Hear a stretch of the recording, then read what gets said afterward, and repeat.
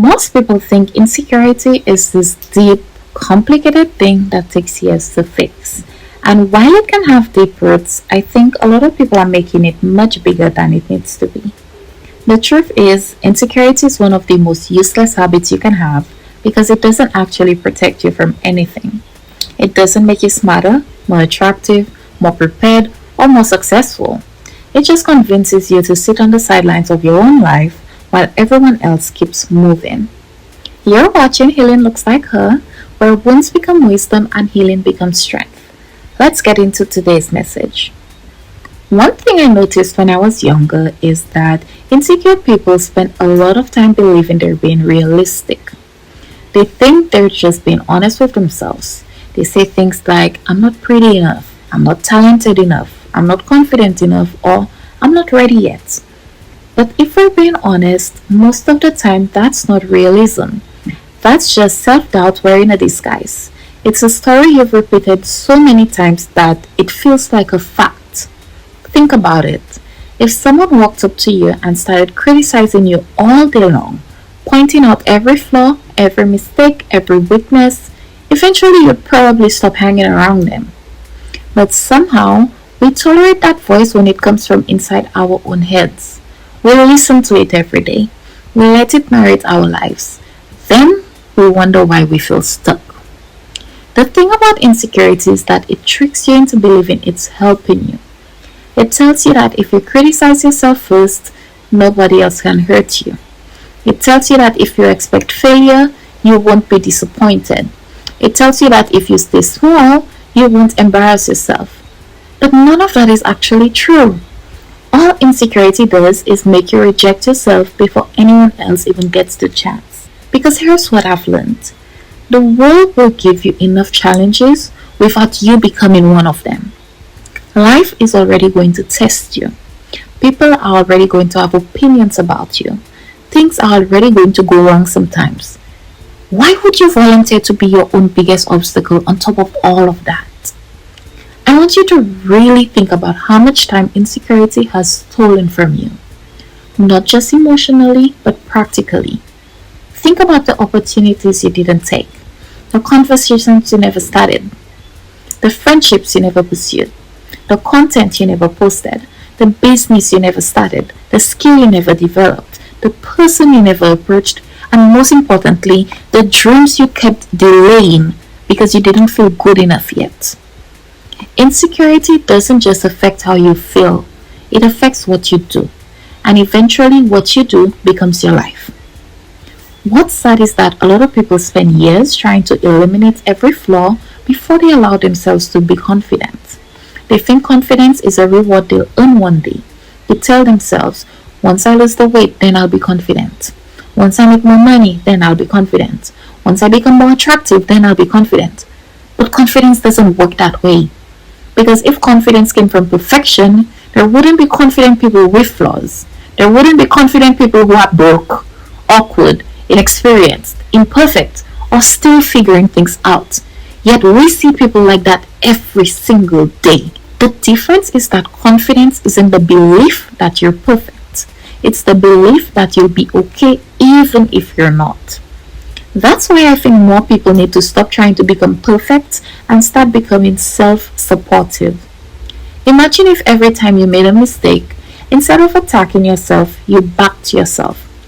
Imagine if every time you felt nervous, instead of assuming something was wrong with you, you actually reminded yourself that being nervous is just part of being human. Imagine if every time you failed, you treated yourself like someone worth encouraging instead of someone worth insulting. Your relationship with yourself matters more than you realize. And here's the part that some people absolutely won't like. You need to start thinking you're the shit. Okay? Now, before somebody misunderstands me, I'm not talking about arrogance. I'm not talking about walking around acting like you're better than everybody else. That's not confidence. Real confidence doesn't need to compete with other people. Real confidence is secure. What I'm talking about is developing the belief that you're valuable, capable, and worthy of taking up space in this world.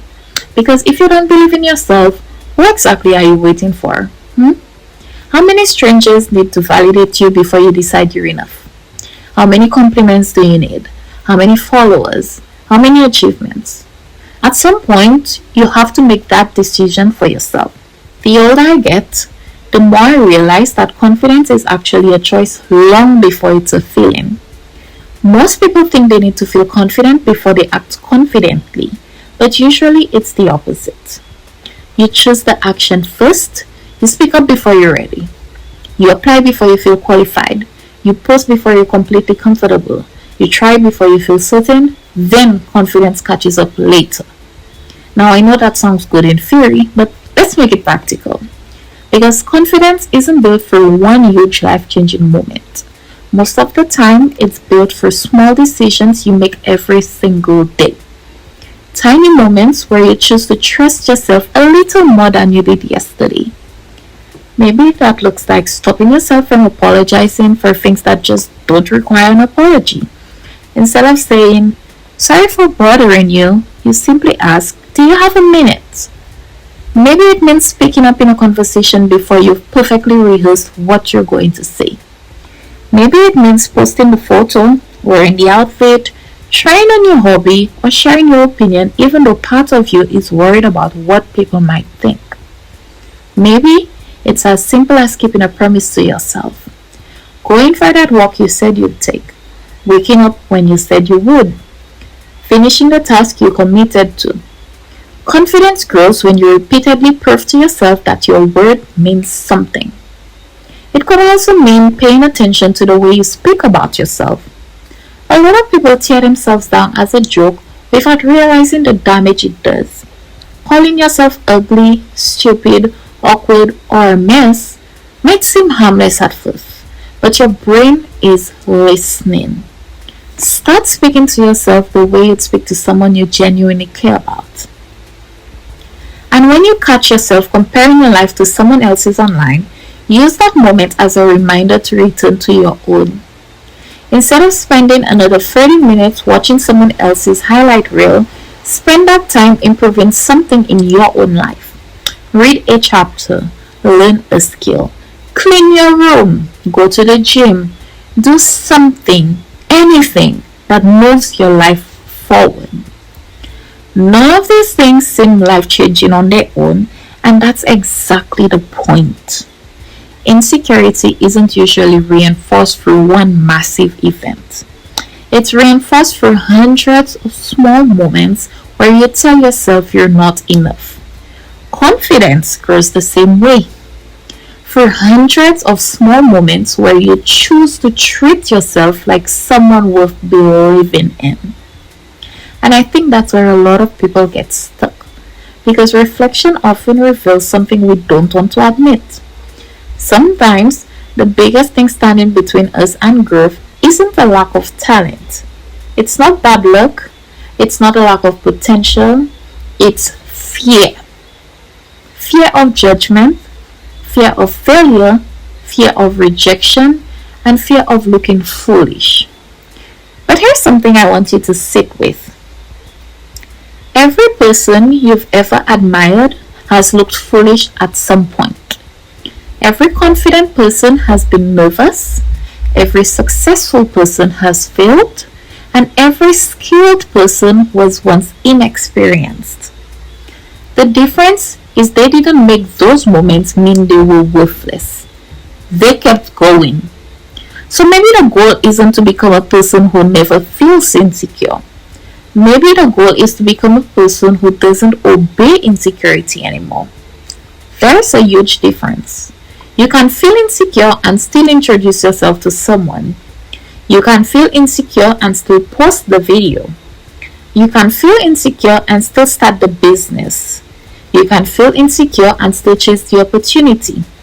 The feeling doesn't have to disappear before your life can begin. I want you to take a moment and ask yourself a question. If I truly believed I was enough right now, what would I do differently? What conversation would I have? What risk would I take? What dream would I finally stop postponing?